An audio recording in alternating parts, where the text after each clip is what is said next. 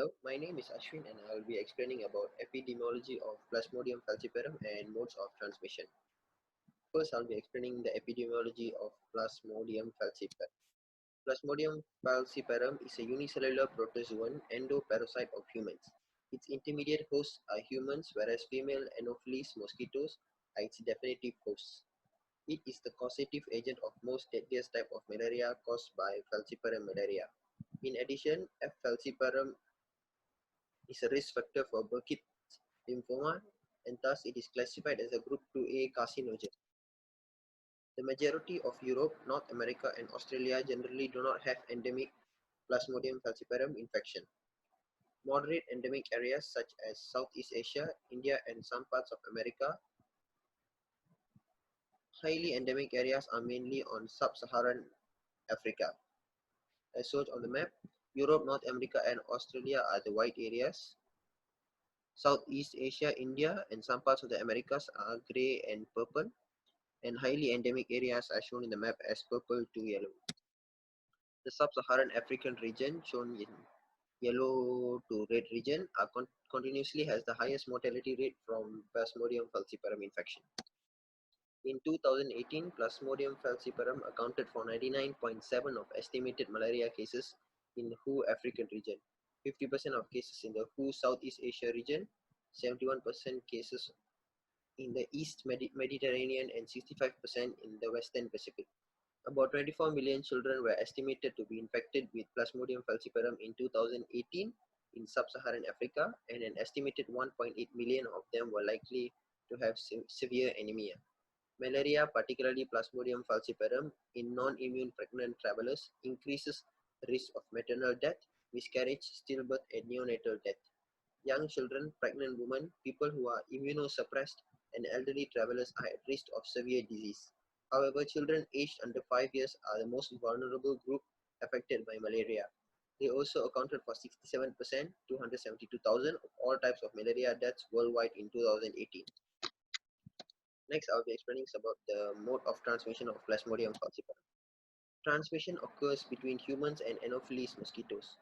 Mosquitoes act as vectors, passing malaria from host to host. Parasites infect mosquitoes through intake of human blood. Humans that get infected by mosquitoes' injection of saliva. Mosquito infected with Plasmodium falciparum transfer the disease to each new host it penetrates. Rarely, human-to-human transmission occurs. Occurrence of contaminated transfused blood infecting the recipient is also very rare, and mothers can also pass Plasmodium falciparum to their child, transplacental transmission, but this is seldom. Symptoms of malaria typically begin 8 to 25 days following infection. Infectious dose is very low in number but remains unknown. Parasites colonize in the liver and is released into blood, which enters erythrocyte. Hello doctors, my name is Chan Yongshang. I'm going to present the life cycle and the clinical features of the Plasmodium falciparum. Plasmodium falciparum is one of the deadliest species of the Plasmodium that causes the malaria in humans because all the stages of RBC are up to 40%. In the life cycle, humans are the intermediate host due to the asexual reproduction, whereas the female Anopheles mosquito are the definite host due to the sexual reproduction. Basically, life cycle of the Plasmodium falciparum can be divided into two cycles, which are the asexual cycle or schizogony or merogony in human, and the sexual cycle or sporogony in the mosquito. In the flowchart, the blue arrows indicate the asexual cycle. Asexual cycle begins firstly with the pre-erythrocytic schizogony in the liver, and then followed by the erythrocytic schizogony and gametogony in the red blood cell, while the red arrows indicate the sexual cycle. During exoerythrocytic schizogony, a female Anopheles mosquito takes a blood meal and inoculates the sporozoid into the human host. The sporozoids are taken up by the hepatocyte or liver cell for 30 minutes. The sporozoids differentiate into schizone, which rupture and release the merozoites. So during erythrocytic schizogony, the merozoids attach and enter the RBC. The merozoid develop into the ring-formed trophozoid, then differentiate into amoeboid-formed trophozoid, and finally mature into schizone. The schizone rupture and release the malaria pigments and the merozoids. Some merozoids infect other erythrocytes. Erythrocytic schizogony is very important because it is known as diagnostic stage. Next, coming up to the gametogony, after repeated cycle, some merozoids develop into male and female gametocyte. It takes 4 days. During sporogony, a female Anopheles mosquito ingests the blood containing gametocyte. In the mosquito's stomach, microgametes penetrate into macrogametes, generating zygotes. The zygotes become motile and elongated into ookinetes, which invade the midgut wall of the mosquito, where they develop into oocysts. The oocysts grow, rupture, and release into sporozoites, which make their way to the mosquito's salivary gland. Now, the mosquito becomes infective when the mosquitoes bite another susceptible individual. It transmits the infection and completes the malaria life cycle. Here are the steps of life cycle of Plasmodium falciparum as I mentioned. Plasmodium falciparum is responsible for the most fatalities of the malaria. Its incubation period is around 7 to 12 days. Some clinical features are septic shock, black water fever, which is release of hemoglobin into urine, and also acute renal failure, such as oliguria, which is production of abnormally small amount of urine, and also uremia, which means a raised level in the blood in urea and other nitrogenous waste products that are normally eliminated by the kidneys. In addition, cerebral malaria and organ damage due to anoxia are also clinical features. Here is the picture of the pulmonary edema. Another clinical features are the splenic rupture as shown in the pictures, diarrhea, difficulties in pregnancy, jaundice, and hemolytic anemia. That's all, thank you. Okay, I'm Changji and I'm going to present the laboratory diagnosis of Plasmodium falciparum. In laboratory diagnosis, the specimen that we use is capillary blood, and we can obtain it from the venous blood by venipuncture.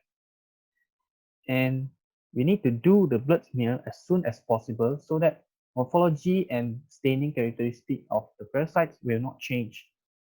And with Giemsa stain, we can observe the Schaffner's dot on the smear. Using thick smear, we can identify the presence of parasites, and with thin smear, we can identify the species.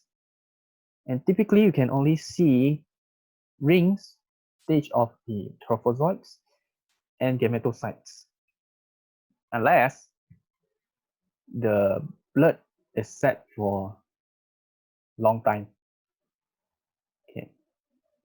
So in the ring, in thick blood smear, we can see that the rings on the parasites that indicate the ring on the RBC that shows that the presence of the parasites, and some of them have the headphones appearance. And in gametocytes, we can see a crescent shape in thin bloods, and in thick and thin we can see crescent shape gametocytes, which indicates that Plasmodium falciparum is present. Sometimes we can see trophozoite. Trophozoites will be round, sometimes like this. And last one, we might see schizons. With matured schizons, there will be 8 to 24 small merozoites inside. And when it ruptures, the merozoites will come out of the schizons and infect other RBC. So this is our reference, and this is our presenters, and these are the group members that did the slides. And that's all for our presentation. Thank you very much.